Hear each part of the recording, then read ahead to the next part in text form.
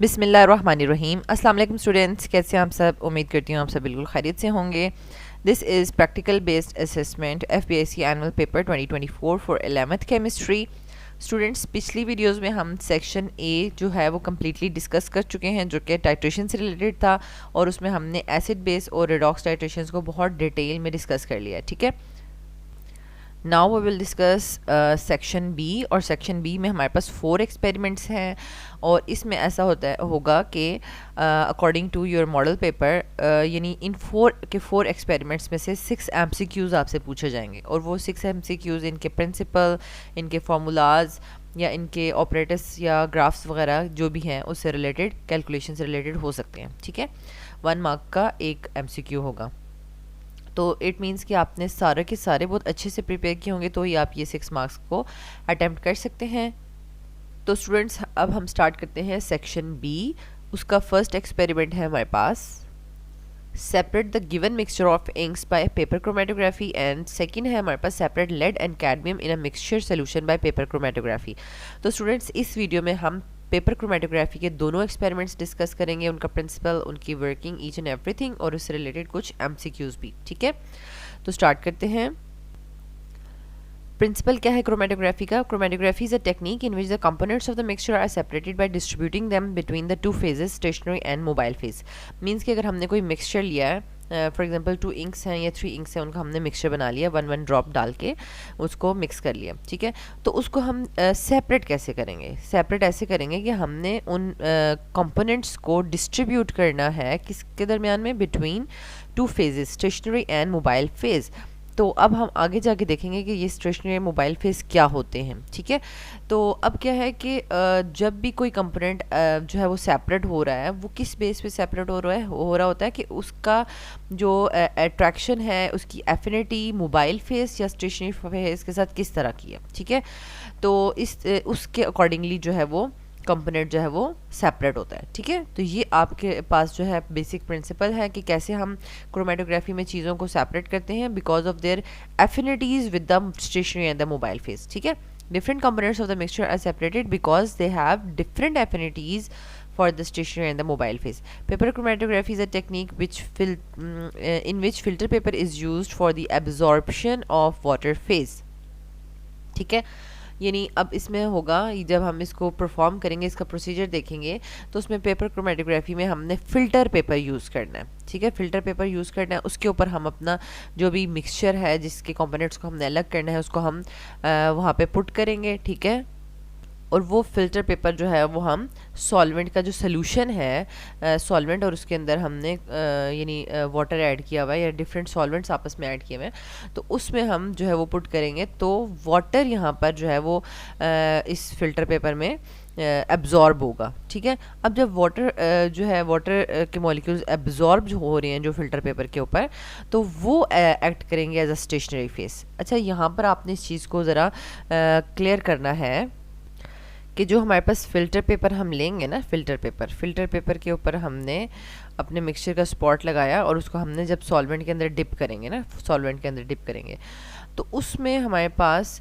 Solvent का जो solution होगा, सॉल्वेंट कोई भी हमारे पास सॉल्वेंट है वो सोल्यूशन फॉर्म में होगा ना। ठीक है, ब्यूटानोल है, एथानोल है, या हमने उसके अंदर वाटर भी ऐड किया हुआ है। ठीक है, तो उसमें जो वाटर के मॉलिक्यूल्स होंगे ना, वाटर के मॉलिक्यूल्स जो इस फिल्टर पेपर पे मूव कर रहे हैं, वो वाटर के मॉलिक्यूल्स जो हैं वो एक्ट कर रहे हैं स्टेशनरी फेस। ठीक है, और उसके साथ साथ जो भी सॉल्वेंट होगा दूसरा, ठीक है, सॉल्वेंट, ठीक है, जो भी हमने यूज़ किया होगा, वो एक्ट करेगा as a mobile face.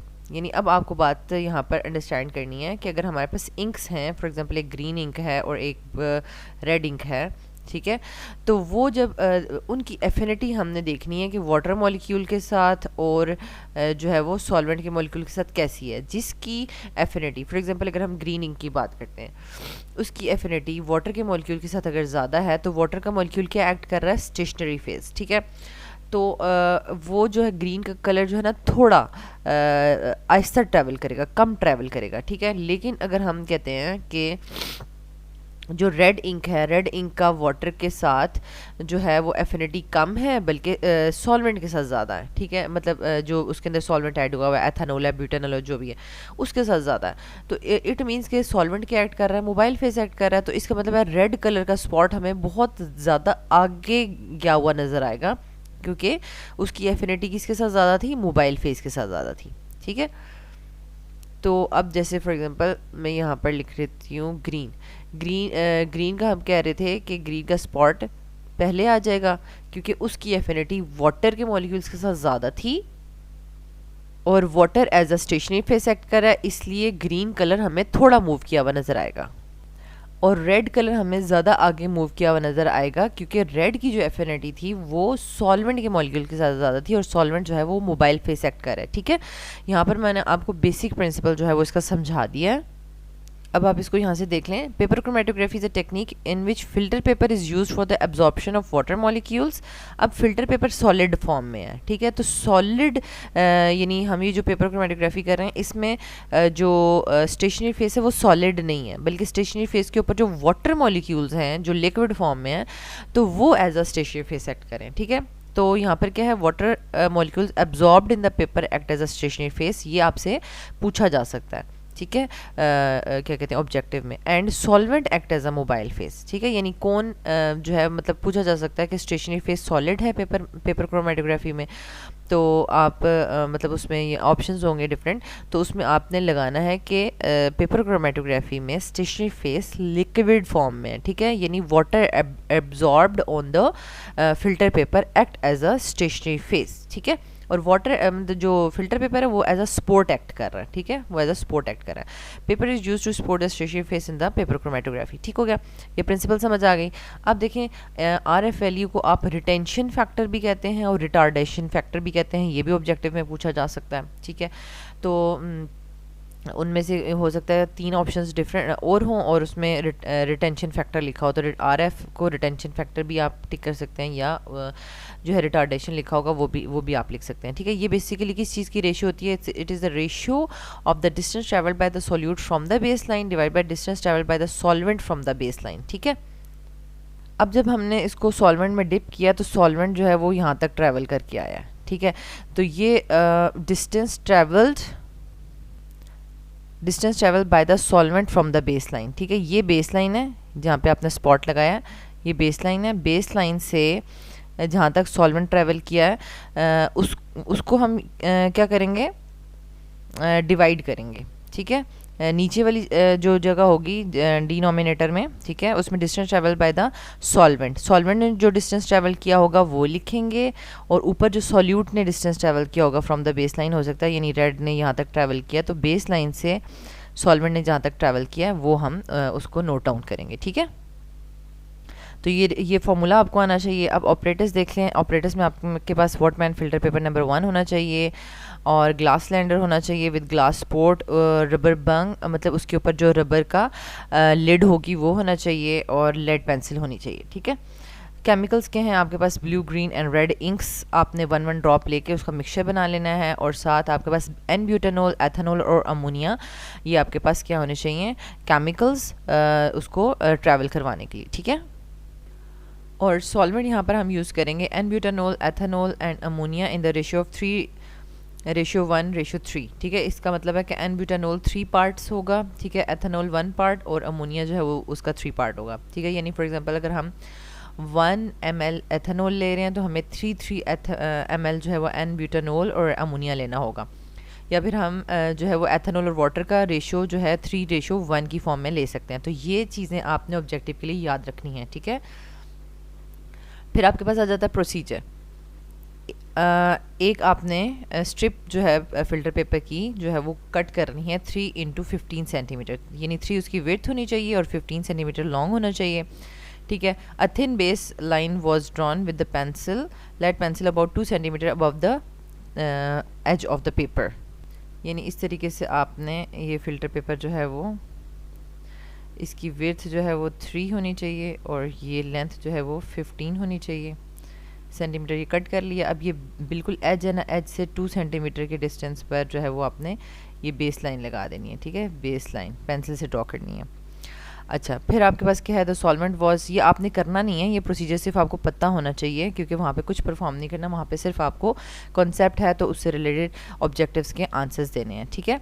The solvent was prepared by mixing 75 cm cube of ethanol and 25 cm cube distilled water and placed in the chromatographic cylinder or tank. A drop of mixture of inks was placed at the baseline on the strip with the help of a capillary jet.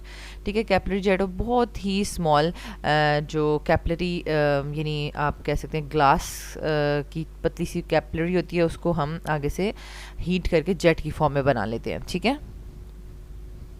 इस तरीके से ये glass की पतली पतली सी capillary tubes होती हैं, लेकिन इसको हम समझें कि फ्लेम पे रख के ना, फॉर एग्जांपल इस जगह से फ्लेम पे रख के दोनों तरफ से ना जो है वो खींचते हैं, ठीक है। तो ये आहिस्ता आहिस्ता हम यहाँ से मेल्ट होके और जो है वो मेल्ट होके दो हिस्सों में डिवाइड हो जाती है, तो बिल्कुल जैसे नोकदार सी जो है ना नोकें बन जाती हैं इनकी, ताकि बहुत ही स्मॉल फाइन जो है वो ड्रॉपलेट जो है वो हम उसके ऊपर क्रोमेटोग्राम के ऊपर लगा सकें।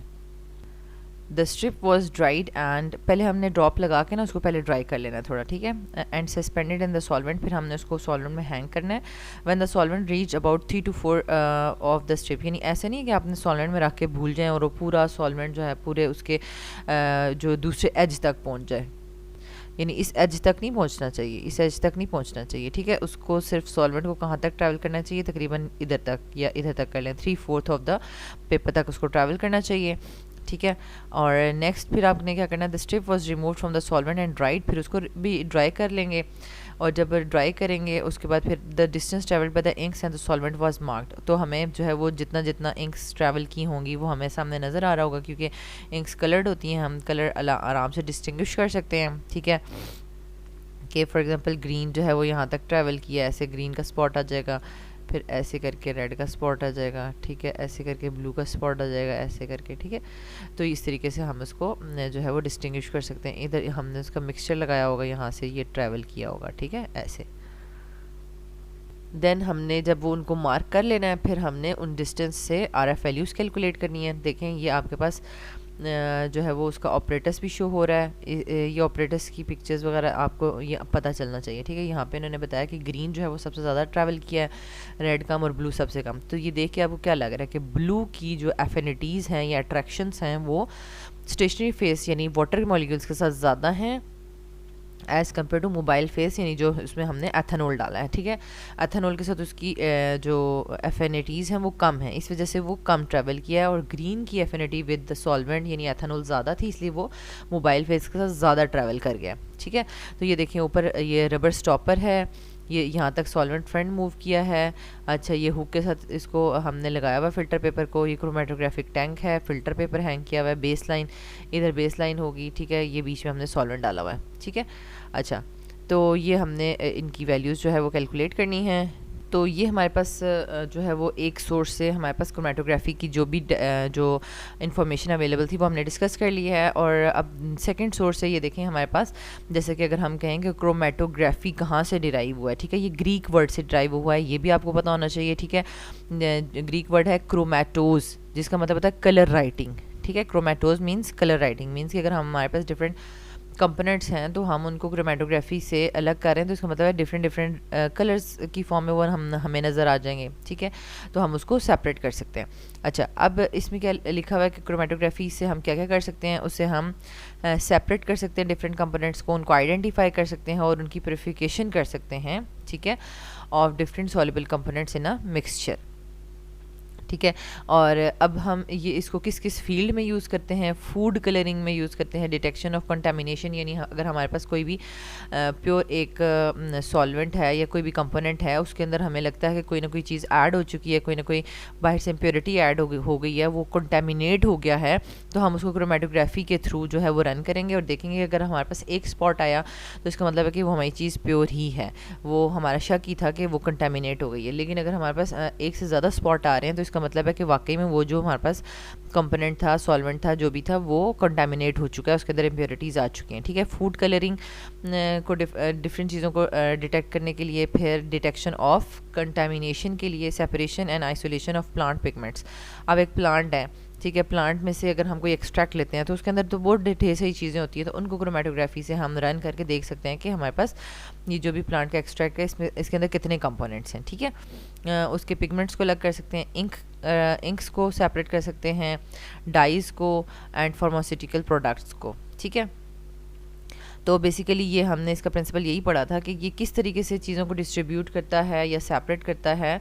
क्रोमेटोग्राफी का जो प्रिंसिपल है वो क्या करता है, distribution of solute between the two phases, that is stationary and the mobile phase. ठीक है, अच्छा अब ये देख लें कि क्रोमेटोग्राफी में मोबाइल फेज़ और स्टेशनरी फेज़ क्या क्या हो सकते हैं। मोबाइल फेज़ मूव करता है, स्टेशनरी फेज़ मूव नहीं करता। ठीक है, अच्छा जो मोबाइल फेज़ है इट में भी, अब मोबाइल फेज़ को इन्होंने लिख दिया है मोबाइल फेज़ में भी सॉलिड और लिक्विड, लेकिन ये गलत है। मोबाइल फेज़ में भी लिक्विड और गैस। ठीक है, मोबाइल फेस लिक्विड हो सकता है या गैस हो सकती है, सॉलिड नहीं लिखना, ये यहाँ पर मिस्टेक है बुक में। ठीक है, it flows over the stationary phase, और मोबाइल फेस जो है ना वो स्टेशनरी फेस के ऊपर मूव करता है। ठीक है, अच्छा और स्टेशनरी फेस क्या हो सकता है, स्टेशनरी फेस सॉलिड भी हो सकता है।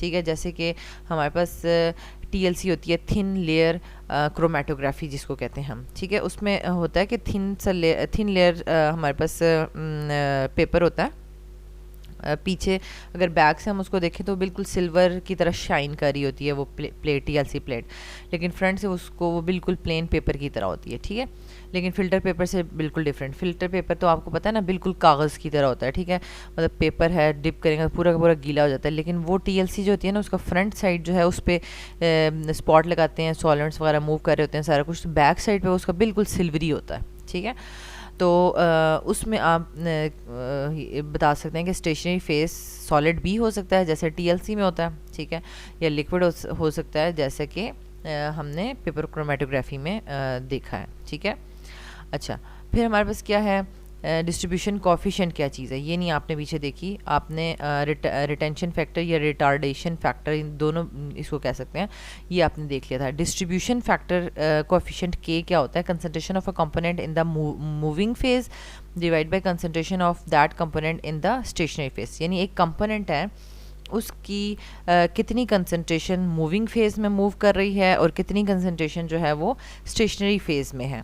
ठीक है, तो ये तो आपको देखने से ही पता चल रहा है कि डिस्ट्रीब्यूशन कोफिशिएंट के और मूविंग फेस में जो कंपोनेंट है उसका डायरेक्ट रिलेशनशिप है। इसका मतलब है कि अगर तो कोई कंपोनेंट मूविंग फेस में ज़्यादा डिज़ोल्व हुआ हुआ है और उसके साथ ज़्यादा ट्रैवल कर रहा है, ऊपर जा रहा है, ज़्यादा डिस्टेंस ट्रैवल कर रहा है, तो उसका डिस्ट्रीब्यूशन कोफिशिएंट के की वैल्यू ज़्यादा आएगी। ठीक है, और वो उसका स्पॉट भी ज़्यादा दूर तक आगे जाके हमें शो होगा एज़ कम्पेयर टू अगर किसी की एफिनिटी जो है वो स्टेशनरी फेस के साथ ज़्यादा है तो उसका डिस्ट्रीब्यूशन कोफिशिएंट कम आएगा। ठीक हो गया, ये भी ऑब्जेक्टिव के लिए आपको पता होनी चाहिए बात।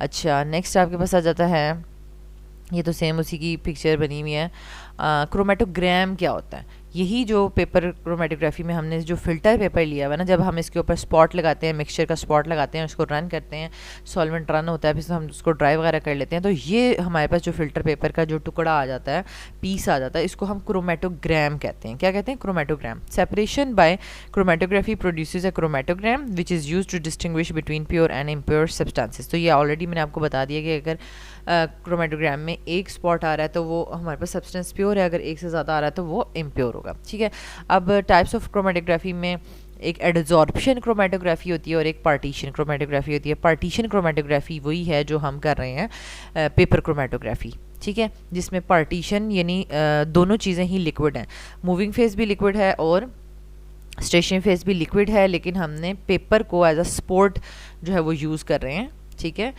यानी water molecules on the paper, paper जो है उस सॉलिड पेपर स्पोर्ट उसके ऊपर वो एक्ट कर रहे हैं एज अ स्टेशनरी फेस। ठीक है, तो अब ये देखें पार्टीशन में, पार्टीशन क्रोमेटोग्राफी में स्टेशनरी फेस लिक्विड है, मोबाइल फेस भी लिक्विड है। इसकी एग्जांपल है पेपर क्रोमेटोग्राफी। ठीक है, the substance being separated are distributed throughout in both the stationary and the mobile phase. ठीक है, दोनों में वो डिस्ट्रीब्यूट हो रहा होता है। जिसमें ज़्यादा डिस्ट्रीब्यूट होगा तो उससे हमें पता चल जाएगा स्टेशनरी फेस में ज़्यादा डिस्ट्रीब्यूट हो रहा है तो वो कम ट्रैवल करेगा, और मोबाइल फेस में ज़्यादा डिस्ट्रीब्यूट हो जाएगा तो वो ज़्यादा ट्रैवल करेगा।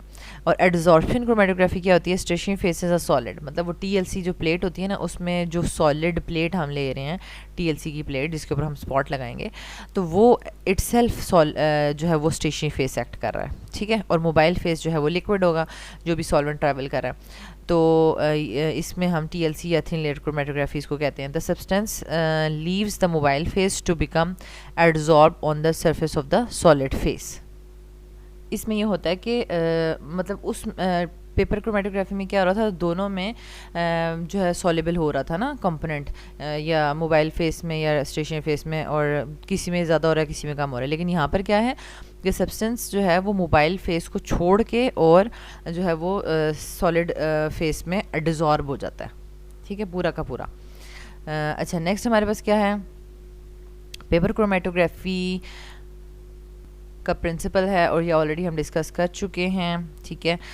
वही इसमें लिखा हुआ है कि हमारे पास जो वाटर मॉलिक्यूल्स होते हैं, ठीक है, adsorb on the filter paper, तो वो एक्ट कर रहे हैं एज अ स्टेशनरी फेस, और मोबाइल फेस जो है कोई भी जो ऑर्गेनिक लिक्विड है वो एक्ट करेगा, ठीक है। अच्छा, वैसे तो हमारे पास डिफरेंट टाइप्स की क्रोमेटोग्राफीज़ होती हैं इन अ वे कि हम उसको किस तरह से कैरी कर रहे हैं। जैसे कि अगर हम सॉल्वेंट में डिप कर रहे हैं तो नीचे से ऊपर की तरफ ट्रैवल करेगा, उसको हम असेंडिंग क्रोमेटोग्राफी कहते हैं। इसी तरह डिसेंडिंग क्रोमेटोग्राफी भी होती है और रेडियल और सर्कुलर भी होती है, लेकिन आप यहाँ पे हम जस्ट असेंडिंग क्रोमेटोग्राफी को ही डिस्कस कर रहे हैं, ठीक है, जिसमें हम सॉल्वेंट में डिप करते हैं और नीचे से लेकर ऊपर की तरफ कैपिलरी एक्शन के थ्रू जो है वो सॉल्वेंट ट्रैवल करता है। अब ये देखें, ये ट्रांसपोर्टेशन हो रही है, कैपिलरी एक्शन हो रही है, या क्या हो रहा है, ठीक है। तो यानी ये वाला भी एक पूछा जा सकता है कि पेपर क्रोमेटोग्राफी में जो सॉल्वेंट ट्रैवल कर रहा है वो तो किस एक्शन के थ्रू ट्रैवल कर रहा है, तो वो कैपिलरी एक्शन के थ्रू ट्रैवल कर रहा होता है, ठीक है। अच्छा, अब ये देखें, ये भी सिंपल ये आपको आना चाहिए, क्योंकि इस तरह से डायग्राम बना के और जो है वो आपको दिया जा सकता है कि उसको लेबल करें, ठीक है। ये सॉल्वेंट फ्रंट है ऊपर, ये बिल्कुल नीचे जो है बेस लाइन लगी हुई है, ये तीन जो है वो डिफरेंट कंपोनेंट्स हैं जो सेपरेट हो गए हैं। अच्छा, ये जार है, ये स्पॉट ऑफ द कंपोनेंट है, ये बीच में सॉल्वेंट डाला हुआ है, ये बेस लाइन है, ठीक है, वॉटमैन फिल्टर पेपर हैंग हुआ हुआ है। प्रोसीजर ऑफ द क्रोमेटोग्राफी तो ऑलरेडी हमने डिस्कस कर लिया हुआ है, ठीक है। अच्छा, नेक्स्ट हमारे पास है, अच्छा एक और बात है कि हमने वो जो जब हम जार में ऐड करते हैं ना, लगाते हैं, हैंग करते हैं क्रोमेटोग्राम, तो उसके बाद हमने उसको ऊपर से कवर कर देना होता है, ठीक है, क्योंकि हमारे पास जो सॉल्वेंट है ना, वो कुछ सॉल्वेंट्स जो हैं वो बहुत ज़्यादा आप कह सकते हैं वोलेटाइल होते हैं। तो ये ना हो कि अगर हमने ऊपर से जार ओपन किया हुआ है तो वो सारे के सारे उड़ जाएंगे सॉल्वेंट्स, तो वो हमारे पास जो सिर्फ ट्रैवल कर रहा है वो क्या ट्रैवल करेगा, सिर्फ वाटर मॉलिक्यूल्स ही फिर ट्रैवल कर रहे होंगे, वो सॉल्वेंट तो ट्रैवल ही नहीं कर रहा होगा। तो फुल जो है वो लिड को उसको क्रोमेटोग्राफिक टैंक को जो है वो कवर कर देना होता है, ताकि पूरी की पूरी इन्वायरमेंट जो है वो सैचुरेटेड हो जाए विद द सॉल्वेंट या डिफरेंट जो हमने मिक्सचर लिया हुआ है उसके कंपोनेंट्स के साथ, ठीक है। नेक्स्ट है हमारे पास ये अगेन वही सारी चीज़ें जो हम ऑलरेडी डिस्कस कर चुके हैं। और सॉल्वेंट फ्रंट को जो है वो हम जब करेंगे ना, उसको F से हम शो कर रहे हैं, तो सॉल्वेंट फ्रंट जो है वो सेम होना चाहिए। फॉर एग्जांपल सेम का क्या मतलब हुआ कि ऐसा नहीं हो कि आपने उसको टेढ़ा मेढ़ा हैंग किया हुआ है, तो जब सॉल्वेंट फ्रंट हो तो वो इस तरह का कुछ इस तरह का ट्रैवल हो रहा हो। तो जब आप लाइन लगाएंगे तो लाइन कैसे लगाएंगे, इधर से तो कुछ और डिस्टेंस आ रहा है, इधर से कुछ और डिस्टेंस आ रहा है, तो ये सेम डिस्टेंस होना चाहिए, ठीक है। बिल्कुल आपने प्रॉपरली हैंग करना है ताकि सेम लेवल पे जाके एक ही जो बेस लाइन जो सॉल्वेंट फ्रंट की लाइन है वो बिल्कुल सीधी होनी चाहिए, ठीक है। तो यहाँ तक हमने क्रोमेटोग्राफी जो है वो डिस्कस कर ली है, ठीक है, पेपर क्रोमेटोग्राफी। अब हम लेड और कैडमियम आयन की पेपर क्रोमेटोग्राफी देख लेते हैं। इसमें कुछ थोड़ा सा डिफरेंस होगा लास्ट में, कि देखें अब क्या लिखा हुआ है कि in the case of colourless ions like lead and cadmium ions the same procedure of the paper chromatography is followed, as these ions are colorless and the colored chromatograms has to be developed by chemical methods। यानी इसके अंदर हमने locating agent जो है वो spray करने होंगे, ठीक है, या उसके अंदर डिप करना होगा, ठीक है। यानी पूरा क्रोमेटोग्राम रन करने के बाद आपको उसको उसमें कुछ नज़र नहीं आ रहा होगा, वो खाली होगा, ट्रांसपेरेंट होगा। लेकिन अगर आप उसको जो कलरिंग एजेंट्स हैं, ठीक है, लोकेटिंग एजेंट्स हैं, उसमें डिप कर दें और फिर उसको ड्राई करें तो आपको कलर्स शो हो जाएंगे, या फिर आप स्प्रे कर दें और वो फिर शो हो जाएंगे, ठीक है। और यहाँ पर ये आपको याद रखना है कि लोकेटिंग एजेंट्स कौन कौन से यूज़ हो रहे हैं, हाइड्रोजन सल्फाइड, H2S वाटर, ठीक है, एंड अमोनियम पॉलीसल्फाइड सोल्यूशन।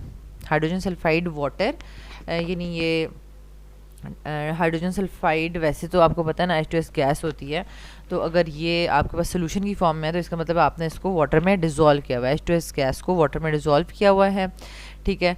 और या फिर दूसरा हमारे पास अमोनियम पॉलीसल्फाइड सोल्यूशन है, ठीक है। ये नहीं देखें, अमोनियम NH4 ट्वाइस और सल्फाइड, पॉलीसल्फाइड है तो SX हो गया, ठीक है।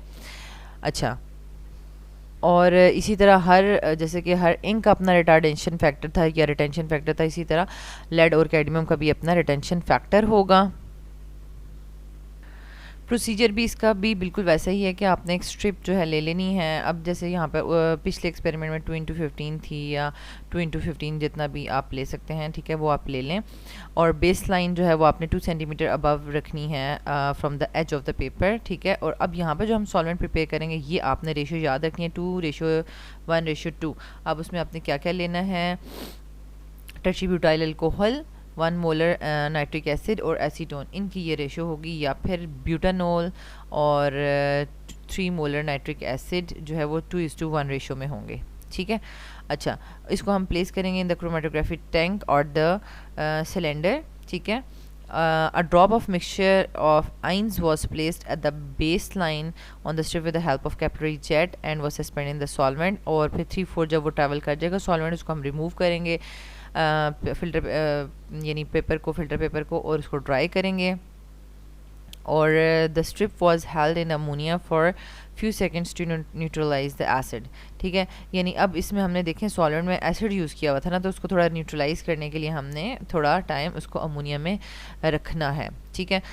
Dried strip was spread with the hydrogen sulphide solution और rubeanic acid to develop the colours of the ions. अब ये लोकेटिंग एजेंट्स आपने याद रखने हैं अच्छे से, ठीक है। The distance travelled by the ions and the solvent was marked and the RF values for each is calculated, ठीक है। अब यहाँ पर देखें, ये यहाँ पर आपको नज़र आ रहा होगा कि एक पहले अलग से लेड का लगाया, फिर साथ कैडमियम का लगाया, और इधर जो है वो मिक्सचर लगाया, ठीक है। मिक्सचर जब सेपरेट होगा तो पहले लेड और फिर कैडमियम, और जब प्योर लेड लगाया वो भी उसी डिस्टेंस तक ट्रैवल किया, और प्योर जो कैडमियम लगाया वो भी उसी डिस्टेंस तक ट्रैवल हुआ है, ठीक है। तो ये इस तरीके से आपने इसके स्पॉट्स जो है वो कर लेने हैं, मार्क कर लेने हैं। फिर वही बात है कि हमने क्या करना है कि distance travelled from the base line of the solvent and distance travelled by the solute from the base line, ठीक है। तो इसको हमने जब डिवाइड करेंगे distance travelled by the solute divide by distance travelled by the solvent, तो उससे जो हमारे पास वैल्यू आ जाएगी वो RF वैल्यू होगी फॉर ईच कंपोनेंट, ठीक है। देखें, ईच एंड एवरीथिंग हमने बहुत अच्छे से डिटेल से डिस्कस कर लिया, फार्मूलाज देख लिए हैं, प्रिंसिपल्स देख लिए हैं, स्टेशनरी लिक्विड फेस वगैरह का देख लिया। अब कुछ इंपॉर्टेंट इनके MCQs कर लेते हैं ताकि हमें पता चल जाए कि क्या हमने जो अभी प्रिंसिपल्स वगैरह हमने इसकी थ्योरी पढ़ी है, प्रोसीजर पढ़ा है, तो क्या हमें उससे रिलेटेड कुछ नो हाउ हो गई है। इसी तरह के पेपर क्वेश्चन आपके पेपर में भी आएंगे, ठीक है। जैसे कि फॉर एग्जाम्पल लिखा हुआ है in the chromatography the stationary phase is, ठीक है। स्टेशनरी फेज क्या होता है? वैसे अगर अभी आप ऑप्शंस अगर आप ना भी देखें तो आपने पेपर क्रोमेटोग्राफी में देखें क्या देखा था कि जो स्टेशनरी फेस है वो क्या था कि वाटर मॉलिक्यूल्स एडजॉर्ब्ड या absorbed on the filter paper था, ठीक है। तो इसका मतलब है कि स्टेशनरी फेस लिक्विड भी हो सकता है, और TLC में जो TLC प्लेट थी वो तो सॉलिड ही थी, ठीक है। तो स्टेशनरी फेस सॉलिड तो हो ही सकता है, साथ लिक्विड भी हो सकता है, ठीक है। तो इसका D ऑप्शन करेक्ट है, ठीक है। अच्छा, फिर आ जाता है हमारे पास, अगर किसी स्टूडेंट ने नहीं पढ़ा हुआ तो वो क्या करेगा कि क्रोमेटोग्राफी में स्टेशनरी फेस सॉलिड होता है, स्टेशनरी से उसको लगेगा कि ये मूव नहीं कर रहा तो ये सॉलिड ही होगा, ठीक है। तो ये रॉन्ग आंसर है, A रॉन्ग है, D करेक्ट है, ठीक है। सेकंड क्वेश्चन की तरफ आ जाए, a component having the small RF value mostly remains in the, वो किस में रहेगा? वो स्टेशनरी फेस में रहेगा, या वो मोबाइल फेस में रहेगा, या क्रोमेटोग्राफिक टैंक में रहेगा, या सॉल्वेंट में रहेगा, ठीक है। देखें, RF वैल्यू का जो आपका डायरेक्ट रिलेशनशिप है, डायरेक्ट रिलेशनशिप उसका क्या होता है कि distance travelled by the solute from the baseline, ठीक है। मींस कि अगर मैं अभी आपको यहाँ पर बताऊँ कि RF वैल्यू जो है वो किस पे है, distance travelled by the solute, यानी सॉल्यूट ने जितना डिस्टेंस ट्रेवल्ड किया डिवाइड बाय सॉल्वेंट ने जितना डिस्टेंस ट्रेवल्ड किया, ठीक है। अगर फॉर एग्जांपल सपोज मैं यहाँ पर कुछ सपोज वैल्यूज़ लेती हूँ कि जितना सॉल्वेंट ने अगर 8 सेंटीमीटर ट्रैवल किया है और हम कहते हैं कि सॉल्यूट ने भी भाई 8 सेंटीमीटर ही ट्रैवल किया, फॉर एग्जांपल हम ये सोच लेते हैं, ठीक है, यानी वो भी उतना ही भागी जा रहा है, ठीक है, तो हमारे पास आर एफ की वैल्यू आ गई है 1, ठीक है। लेकिन अगर हम कहें कि जो है ना, और इसका मतलब क्या होगा, आर एफ वैल्यू 1 का मतलब होगा कि जो सॉल्यूट है आपका वो मोबाइल फेस में ज़्यादा है, क्योंकि वो उतना ही भागी जा रहा है, ट्रैवल किया जा रहा है, ठीक है। उसका जो स्टेशनरी फेस है उसके साथ एफिनिटी बहुत कम है, ठीक है। लेकिन अगर हम कहते हैं कि कोई और है मतलब कंपोनेंट है, और अगर वो जो है वो 4 सेंटीमीटर ट्रैवल हुआ है और सॉल्वेंट तो आपको पता है 8 ही ट्रैवल हुआ है, तो यहाँ पर आपके पास आंसर आ जाएगा 0.5। तो इसका मतलब होगा कि अगर कोई जो है वो थोड़ा ट्रैवल कर रहा है ना, थोड़ा ट्रैवल कर रहा है, तो इसका मतलब है कि वो उसकी एफिनिटी जो है वो स्टेशनरी फेस के साथ ज़्यादा है, ठीक है। स्टेशनरी फेस के साथ उसकी मतलब एफिनिटी ज़्यादा है और उसकी वजह से उसकी आर एफ वैल्यू जो है वो कम आई है, ठीक है। आर एफ वैल्यू कम आएगी का मतलब है कि वो स्टेशनरी फेस के साथ ज़्यादा स्टिक रहेगा, और आर एफ वैल्यू ज़्यादा आएगी उसका मतलब होगा कि वो आपके पास मोबाइल फेस के साथ ज़्यादा स्टिक हो रहा है। तो अभी हमने क्या देखा था कि a component having the small R F value, जिसकी स्मॉल आर एफ वैल्यू होगी वो ज़्यादा किस में रहेगा, वो ऑब्वियसली बात है स्टेशनरी फेस के साथ रहेगा, ठीक है। और इसका मतलब वो कम डिस्टेंस ट्रैवल करेगा, स्टेशनरी फेस के साथ रहेगा, तो जिसकी वजह से उसकी आर एफ वैल्यू जो है वो कम आएगी, ठीक है। अच्छा, फिर आपके पास ये देखें कितने, मतलब ये कॉन्सेप्चुअल क्वेश्चंस है ना, मतलब अगर हमने पढ़े हुए हैं, हमने अच्छे से कॉन्सेप्ट्स क्लियर किए हैं तो ही हम कर सकते हैं। Chromatography in which the stationary phase is solid is called, यानी ऐसी क्रोमेटोग्राफी जिसमें स्टेशनरी फेस सॉलिड होता है, तो ये तो हमने ऑलरेडी डिस्कस कर लिया ना। ये हमारे पास क्या होती है, एडजॉर्प्शन क्रोमेटोग्राफी। अब कोई बच्चा जो है एकदम से लगा देगा थिन लेयर क्रोमेटोग्राफी, देखें ये उसकी आगे एग्जाम्पल है। तो क्रोमेटोग्राफी की जो टाइप है उस टाइप का नाम तो थिन लेयर नहीं है ना, उस टाइप का नाम है एडजॉर्प्शन क्रोमेटोग्राफी, और उसकी एग्जाम्पल आगे थिन लेयर होती है, ठीक है। तो इसमें सी ऑप्शन करेक्ट है, बी ऑप्शन करेक्ट नहीं है, ठीक है। बी आगे उसकी फर्दर एग्जाम्पल है। अच्छा, नेक्स्ट है हमारे पास during paper chromatography the stationary phase is, paper chromatography के दौरान स्टेशनरी फेस क्या रहता है, ये भी अगेन हमें पता है लिक्विड, ठीक है ना, लिक्विड रहता है ना। नेक्स्ट है question number 5, which of the following paper chromatography is more common, कौन सी जो पेपर क्रोमेटोग्राफी है वो ज़्यादा कॉमन है, असेंडिंग वाली, ठीक है। यानी असेंडिंग ईजी भी है ना, डिसेंडिंग या सर्कुलर या रेडियल ये इतनी ज़्यादा ईजी नहीं होती, ठीक है। तो ज़्यादा हम नॉर्मली हर जगह जो करते हैं लैब्स में तो वो हम कौन सी करते हैं, हमेशा असेंडिंग ही करते हैं, ठीक है, वही ज़्यादा कॉमन है। नेक्स्ट हमारे पास आ जाता है क्वेश्चन नंबर 6। क्वेश्चन नंबर 6 क्या है, a mixture of inks is separated by paper chromatography due to, means कि इंक्स किस तरह से सेपरेट होंगी, यानी क्या उसके पीछे प्रिंसिपल है, क्या फिनोमेना है। तो अब वो उसके पीछे ये फिनोमेना है कि हम कितना सॉल्वेंट लेंगे, कितना टेम्परेचर होगा, कितनी इंक हमने यूज़ की, इस बेसिस पे तो नहीं वो सेपरेट हो रही ना। इस बेसिस का जो सेपरेशन का जो प्रिंसिपल हमने पढ़ा था वो क्या था कि उनकी जो अफेक्शन है, इंटरेक्शन है with the stationary and the liquid phase, और उसकी वजह से जो हम आर एफ उनका कैलकुलेट करते हैं उसके बेसिस पे वो सेपरेट हो रहे हैं ना। यानी हम कहेंगे इस इंक का आर एफ ये है, दूसरी इंक का आर एफ ये है, तीसरी इंक का आर एफ ये है, तो बी ऑप्शन जो है वो करेक्ट है। The different R F values of the inks की वजह से इंक्स जो है वो पेपर क्रोमेटोग्राफी में सेपरेट हो रही हैं, ठीक है। नेक्स्ट हमारे पास आ जाता है ये जो फिगर बनी हुई है राइट साइड पे आपको नज़र आ रही है फिगर। अब इसमें एक जो है वो एक्स लिया हुआ है, फिर ए लिया हुआ है, बी सी डी, ये सारे स्पॉट्स को नाम दिए हुए हैं, ठीक है। अब देख लेते हैं क्वेश्चन क्या पूछा हुआ है। The figure shows are developed chromatogram on paper with 5 spots, ठीक है। अच्छा, unknown mixture X, sample A, sample B, sample C and sample D. The unknown mixture X contains, यानी अननोन में क्या क्या चीज़ें हैं, देखें अननोन में क्या क्या चीज़ें हैं। अननोन में देखें ये मैच कर रही है, ये बी है इसके अंदर, और ये फिर जाके सी के साथ मैच कर रहा है, ठीक है, बी और सी। तो ऑप्शन डी करेक्ट है।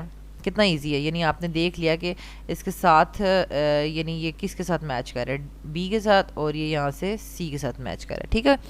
नेक्स्ट है question number 8, which the figure shows are developed chromatogram on the figure with the 5 spots unknown mixture। इसी डायग्राम से रिलेटेड क्वेश्चन है। अच्छा, unknown mixture X, sample A, sample B, sample C and D. The impure sample is, अब इनमें से जो है वो इम्प्योर सैम्पल कौन सा है, देखें अब x तो मिक्सचर है, मिक्सचर में तो एक से ज़्यादा ही स्पॉट्स होंगे। अब a जो है, a का भी एक ही स्पॉट नज़र आ रहा है, b का भी एक ही स्पॉट नज़र आ रहा है, c सैंपल का भी एक ही स्पॉट नज़र आ रहा है, लेकिन d सैंपल के 2 स्पॉट्स नज़र आ रहे हैं।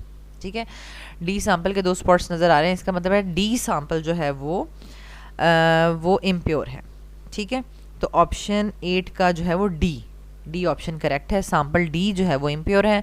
देन है question number 9, the comparative rates eight which the solute move in a paper chromatography depend on, यानी जो जिस रेट पे वो मूव कर रहे हैं वो किस चीज़ पे डिपेंड करता है। अगेन उनकी आर एफ वैल्यूज़ पे डिपेंड करता है, जिसकी आर एफ वैल्यू ज़्यादा होगी वो ज़्यादा मतलब फास्टली मूव करेगा।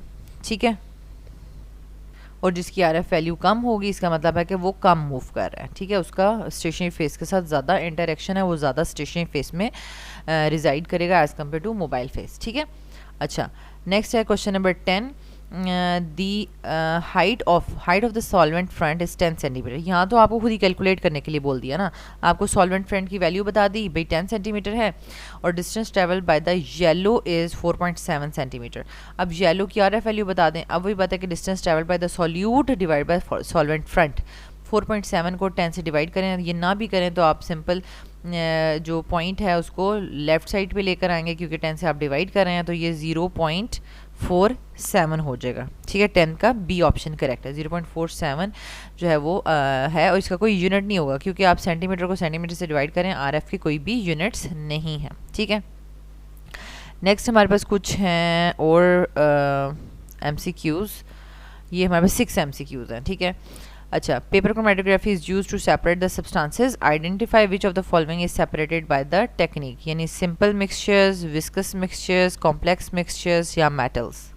तो क्रोमेटोग्राफी हमारे पास कॉम्प्लेक्स मिक्सचर्स को भी सेपरेट करने के लिए यूज़ होती है। ठीक है, तो यहाँ पर ऑप्शन बी करेक्ट है, कॉम्प्लेक्स मिक्सचर्स। ठीक है, नेक्स्ट हमारे पास है identify which type of paper is commonly used in paper chromatography. Second question है identify which type of paper is commonly used in paper chromatography. तो हम यहाँ पर हमें पता है कि फ़िल्टर पेपर जो है वो यूज़ किया जाता है, उसको कट किया जाता है पेपर क्रोमेटोग्राफी में। देन है हमारे पास question number 3, suggest the advantages of using a pencil to mark the origin line या बेस लाइन भी आप इसको कह सकते हैं इन द पेपर क्रोमेटोग्राफी। तो लेड पेंसिल जो है वो आपको पता है ग्रेफाइट है, और ग्रेफाइट इनर्ट एक्ट करता है। तो यहाँ पर देखें ऑप्शन सी करेक्ट है, pencil marks do not interfere with the separation. ठीक है, वो सेपरेशन के साथ कोई इंटरेक्ट नहीं करते। ये नहीं है कि वो जब हम उस पेंसिल के ऊपर स्पॉट लगाएं तो वो पेंसिल जो मिक्सचर है वो उस पेंसिल लेड पेंसिल के साथ जो है वो रिएक्शन शुरू कर दे, ऐसा कुछ नहीं होता।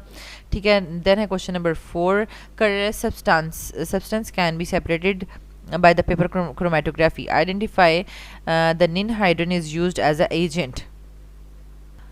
तो ये देखें कलरलेस सब्सटेंस था, तो हमने लेड और कैडमियम आयंस की जो पेपर क्रोमेटोग्राफी है उसमें पढ़ा था कि कलरलेस सब्सटेंसेस को जो है वो बाद में शो करने के लिए हमने उसको लुकेटिंग एजेंट्स जो हैं वो स्प्रे करने पड़ते हैं। ठीक है, तो ये हमारे पास निनहाइड्रिन जो है वो लुकेटिंग एजेंट एक्ट करता है। और यहाँ पर मैं आपको साथ साथ बताती चलूँ कि निनहाइड्रिन बेसिकली जब आप मिक्सचर्स ऑफ अमाइनो एसिड्स को सेपरेट करना चाह रहे होंगे ना, अमाइनो एसिड्स को, तो आपने निनहाइड्रिन जो है वो स्प्रे करना है। ठीक है, ये क्वेश्चन आपसे पूछा जा सकता है कि आपके पास ऑप्शंस लिखे हों कि कार्बोहाइड्रेट्स के मिक्सचर को या कोई भी विटामिन्स के मिक्सचर्स को साथ अमाइनो एसिड लिखा हो। ठीक है, तो वो amino acid will be the correct answer कि निनहाइड्रिन जो है basically as a locating agent use हो रहा है for the separation of mixture of amino acids. ठीक है, क्वेश्चन नंबर 5 क्या है, a mixture to be placed on the point of chromatographic paper, suggest the name of the point on the chromatography. Mix यानी जिस पे हमने mixture place करना होता है। ठीक है, तो वो बेस लाइन के ऊपर प्लेस करते हैं ना। ठीक है, बेस लाइन, ए ऑप्शन करेक्ट है। लास्ट हमारा क्वेश्चन है suggest the R F value for the following which can not be more than the components. अब मीन्स कि जैसे कि अब मैंने यहाँ पर लिखा था ना कि जितना सॉल्वेंट मूव कर रहा है उतना ही कंपोनेंट मूव कर जाए, ऐसा होता नहीं है। यानी सॉल्वेंट से हमेशा सॉल्यूट ने कम ही मूव करना होता है, कम ही मूव करता है वो, और हमेशा हमारे पास 1 से कम ही आंसर आता है। RF की वैल्यू जो है वो आपके पास कभी भी 1 नहीं आएगी, ठीक है। तो यहाँ पे लिखा हुआ ना which can not be more than the components, तो 6 का जो है वो ए ऑप्शन करेक्ट है। तो स्टूडेंट्स यहाँ पर हमने paper chromatography for the separation of mixture of inks और for the separation of mixture of lead and cadmium ions उनको अच्छे से जो है वो कर लिया है। ये कुछ जो है वो लेड एंड कैडमियम आयन के जो आपके पास एक्सपेरिमेंट था उससे रिलेटेड कुछ हमारे पास ऑब्जेक्टिव रह गए हैं, हम उसको भी कर लेते हैं। A component having large RF value has the more affinity with, किसके साथ ज़्यादा एफिनिटी होगी? जिसकी RF वैल्यू ज़्यादा होगी मोबाइल फेस के साथ, ठीक है ना। ये हमने ऑलरेडी डिस्कस कर लिया है, पहले भी ऑप्शन आया था कि RF वैल्यू कम होगी तो कंपोनेंट जो है वो किस में ज़्यादा रहेगा? वो स्टेशनरी फेस में ज़्यादा रहेगा। लेकिन अगर RF वैल्यू ज़्यादा है तो वो किस में ज़्यादा मूव कर रहा है, या किसके साथ उसकी ज़्यादा अफेक्शन है? मोबाइल फेस के साथ, ठीक है। RF वैल्यू ग्रेटर है तो मोबाइल फेस के साथ ज़्यादा एफिनिटी शो करेगा। बी ऑप्शन करेक्ट है। नेक्स्ट है question number 2, chromatography in which the stationary phase is liquid, ठीक है। जिसमें स्टेशनरी फेस लिक्विड होगा तो उसको हम क्या कहते हैं? बी, पार्टीशन क्रोमेटोग्राफी, ठीक है। अच्छा, थर्ड क्वेश्चन है suggest the type of the paper chromatography. Paper chromatography की आगे जो हमारे पास ये कौन सी टाइप है पेपर क्रोमेटोग्राफी की? पेपर क्रोमेटोग्राफी में आपको पता है ना कि स्टेशनरी फेस लिक्विड था और मोबाइल फेस पे लिक्विड था, दोनों लिक्विड थे और दोनों में कंपोनेंट्स जो हैं वो डिस्ट्रीब्यूट होते थे थ्रू आउट जब वो ट्रैवल कर रहा होता था, सॉल्वेंट ट्रैवल कर रहा होता था, ठीक है। तो इसमें हमारे पास ये पेपर क्रोमेटोग्राफी पार्टीशन क्रोमेटोग्राफी की टाइप है या उसकी एग्जांपल है, ठीक है। बी ऑप्शन करेक्ट है। देन है question number 4, the purity of the substance can be identify, यानी हम प्योरिटी भी बता सकते हैं ना। किस तरह से बता सकते हैं कि क्रोमेटोग्राफी के थ्रू हम प्योरिटी चेक कर सकते हैं। अगर एक स्पॉट आ रहा है कंपोनेंट का तो वो प्योर है, और अगर एक से ज़्यादा स्पॉट्स आ रहे हैं तो वो इम्प्योर है, ठीक है। नेक्स्ट हमारे पास है question number 5, identify which of one of the following is the value of the RF in the paper chromatography. यानी RF को हम क्या कहते हैं? जैसे मैंने आपको इनके नाम याद करवाए थे, रिटेंशन फैक्टर भी होता है और रिटार्डेशन फैक्टर भी होता है। बाकी इन्होंने क्या लिखा हुआ है? रिएक्शन फ्रीक्वेंसी, रिलेटिव फैक्टर, तो पता नहीं क्या, ठीक है। तो यहाँ पर हमारे पास आ जाएगा रिटेंशन फैक्टर, 5th का ए ऑप्शन करेक्ट है। नेक्स्ट है हमारे पास question number 6, suggest the purpose of adding a lid to the chromatographic chamber. मैंने आपको पहले बताया था कि उसके ऊपर से हमने चैम्बर के ऊपर से या क्रोमेटोग्राफिक सिलेंडर के ऊपर से हमने लिड नहीं हटानी। क्यों? क्योंकि वो सारा का सारा इवेपोरेट हो जाएगा सॉल्वेंट, तो वो क्या मतलब हमारे पास सिर्फ वाटर ही मूव कर रहा होगा।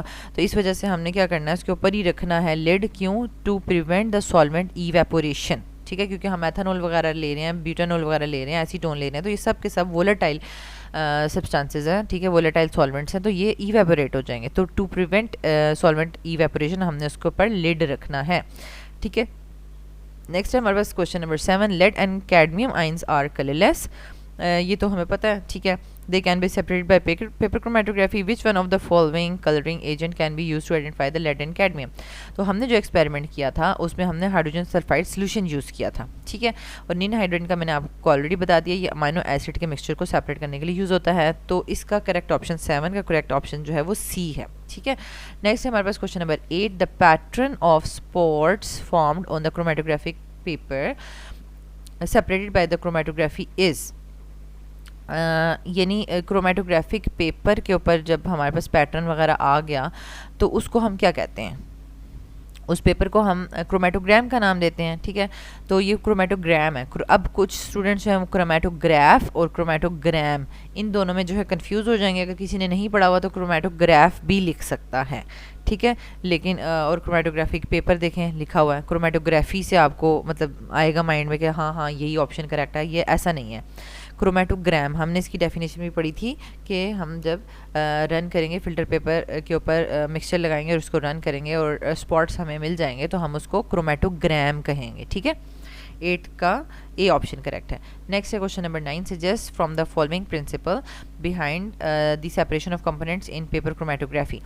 तो इसमें आपके पास बेसिकली पेपर क्रोमेटोग्राफी में क्या प्रिंसिपल यूज़ हो रहा होता है, ठीक है। साइज एक्सक्लूजन या एफिनिटी या आयन एक्सचेंज या पार्टीशनिंग। तो बेसिकली देखें ये पेपर क्रोमेटोग्राफी पार्टीशन क्रोमेटोग्राफी ही है, ठीक है। तो ये पार्टीशनिंग का इसमें प्रिंसिपल इन्वॉल्व होता है, ठीक है, तो सी ऑप्शन करेक्ट है। नेक्स्ट है हमारे पास question number 10, suggest which one force derive the movement of the solvent in the paper chromatography. तो अब ये भी मैंने आपको बताया था कि हमें पता होना चाहिए कि सॉल्वेंट नीचे से ऊपर जो मूव कर रहा है तो वो कौन सी फोर्स है जो उसको मूव करवा रही है, तो वो हमारे पास होता है कैपिलरी एक्शन। ठीक है, तो 10th का सी जो है वो ऑप्शन करेक्ट है। ठीक है, जो हमने पूरा का पूरा प्रिंसिपल उसका प्रोसीजर पढ़ा तो उसी में से सारे क्वेश्चंस आ रहे हैं, तो हमें आ रहे हैं ना, क्योंकि हमने पढ़ा हुआ है तो हमें सारे के सारे क्वेश्चंस के आंसर आ रहे हैं। नेक्स्ट अब ये लास्ट 6 क्वेश्चंस रह गए हैं, इसके बाद हमारा ये वाला कंप्लीट हो जाएगा, क्रोमेटोग्राफी के दोनों एक्सपेरिमेंट्स कंप्लीट हो जाएंगे। क्वेश्चन नंबर 1 है कि suggest the term which is used when mobile face moves upwards in the paper chromatography. जब नीचे से ऊपर मोबाइल फेस मूव कर रहा है तो उसको हम कौन सी क्रोमेटोग्राफी कहेंगे। क्वेश्चन नंबर 1 का ए ऑप्शन करेक्ट है, असेंडिंग। नेक्स्ट है हमारे पास suggest from the following principle behind the separation of components in the paper chromatography. अब अगेन ये वही वाला क्वेश्चन आ गया कि पेपर क्रोमेटोग्राफी के पीछे कौन सा प्रिंसिपल इन्वॉल्व है। भाई पार्टीशनिंग इन्वॉल्व है, क्योंकि स्टेशनरी एंड क्या कहते हैं मोबाइल दोनों फेस जो है वो लिक्विड है और दोनों के दरम्यान में कंपोनेंट ने क्या होना होता है, डिस्ट्रीब्यूट होना होता है, तो उसको हम पार्टीशनिंग कहते हैं। ठीक है, नेक्स्ट है क्वेश्चन नंबर 3, ये अब इस क्रोमेटोग्राम से रिलेटेड क्वेश्चन है। Chromatogram is shown suggest the RF value for the purple colour. अच्छा, एक और बात आपने नोट करनी है कि ये नहीं है कि पर्पल कलर यहाँ तक मूव हुआ है तो आप बिल्कुल इसके टॉप पे जो है जाके लाइन लगा दें, ऐसा नहीं है। वैसे तो अभी आपने यहाँ पे लाइन शेन लगानी है नहीं, आपने कौन सा परफॉर्म करना है, लेकिन आपको पता होना चाहिए कि जो भी हमारे पास स्पॉट आ रहा है, स्पॉट के मिड पे आपने एक डॉट लगाना है और उससे लेकर आपने फिर बेस लाइन तक का डिस्टेंस नोट करना होता है। ठीक है, मिडल जो पॉइंट है ना वो उस तक आपने डिस्टेंस नोट करना होता है। ठीक है, अच्छा ये बात भी आपको पता चल गई। फिर आप यहाँ पर पर्पल कलर, ये है ना पर्पल कलर का देखें डिस्टेंस उसने 6 सेंटीमीटर ट्रेवल किया हुआ है और सॉल्वेंट फ्रंट कितना है 10, तो 6/10 क्या आएगा, 0.6 आएगा ना। तो थर्ड वाले का क्या ऑप्शन करेक्ट है, सी, 0.6 आंसर है। मतलब इसमें हमें कोई कैलकुलेटर की भी ज़रूरत नहीं पड़ी, इतना ईजी सा था। नेक्स्ट है हमारे पास question number 4, identify which one is the mobile phase in the paper chromatography. Paper chromatography में मोबाइल फेस क्या होता है। मोबाइल फेस हमारे पास सॉल्वेंट होता है ना, ठीक है, जो भी सॉल्वेंट है वो हमारे पास मोबाइल फेस एक्ट करता है। क्वेश्चन नंबर 5 क्या है, predict which one is the type of paper chromatography. Paper chromatography की जो है वो कौन सी टाइप है। ठीक है, तो यहाँ पर हमारे पास पेपर क्रोमेटोग्राफी बेसिकली आपको पता है ना, पार्टीशन क्रोमेटोग्राफी को कहते हैं, और पार्टीशन क्रोमेटोग्राफी जो है वो लिक्विड क्रोमेटोग्राफी की ही एक टाइप है। ठीक है, यानी पार्टीशन क्रोमेटोग्राफी की ही एक टाइप लिक्विड क्रोमेटोग्राफी है। इसको आपने थिन लेयर क्रोमेटोग्राफी नहीं करना, ठीक है, क्योंकि ये एड्जॉर्प्शन क्रोमेटोग्राफी में आ जाता है। ठीक है, तो आपका करेक्ट ऑप्शन क्या है, पेपर क्रोमेटोग्राफी, लिक्विड क्रोमेटोग्राफी जो है वही पेपर क्रोमेटोग्राफी की एक टाइप है। ठीक है, और लास्ट क्वेश्चन है हमारे पास, suggest which property of the components in the mixture affects their movement on the paper in the paper chromatography. यानी कौन सी ऐसी प्रॉपर्टी है, क्या उसका मेल्टिंग पॉइंट है, डेंसिटी है, कलर है, सॉलिबिलिटी है, जो कि उसकी मूवमेंट को अफेक्ट कर रहा होता है। ठीक है, तो ऑब्वियसली बात है सॉलिबिलिटी है। ठीक है, यानी हम कहते हैं उस कंपोनेंट का जो मोबाइल फेस या सॉल्वेंट में सॉलिबिलिटी है, अगर वो ज़्यादा है तो वो ज़्यादा मूव करेगा। ठीक है, अगर उसकी स्टेशनरी फेस में ज़्यादा मोबिलिटी है तो वो कम मूव करेगा, मतलब उसकी मूवमेंट कम होगी। ठीक है, तो बेसिकली सॉलिबिलिटी जो है वो पीछे प्रॉपर्टी है, प्रिंसिपल है, जिसकी वजह से जो भी मिक्सचर है वो अफेक्ट हो रहा होता है, उसकी मूवमेंट अफेक्ट हो रही होती है। ठीक है, 6 का ऑप्शन सी करेक्ट है। तो स्टूडेंट्स यहाँ पर हमने दोनों जो पेपर्स हैं ना completely along with their MCQs जो हैं वो डिस्कस कर लिए हैं, और इम्पॉर्टेंट इसके जो पॉइंट्स हैं और मींस के कुछ सॉल्वेंट्स उनकी रेशियोज़ या फार्मूलाज जो है वो मैं आपको अलग से PDF की फॉर्म में वो भी सेंड कर दूंगी। आपने उसको बहुत अच्छे से जो है वो रिवाइज़ कर लेना है। इंशाल्लाह अगर आपने ये वीडियोस देखी हुई होंगी तो इंशाल्लाह आप जो है वो करेक्टली जो है वो अपने आंसर्स को चूज़ कर पाएंगे और आपके 15/15 मार्क्स ही आएंगे इंशाल्लाह। अल्लाह ताला आपको बहुत आसानी अता फरमाए और आसानी तकसीम करने का शर्फ अता फरमाए, आमीन।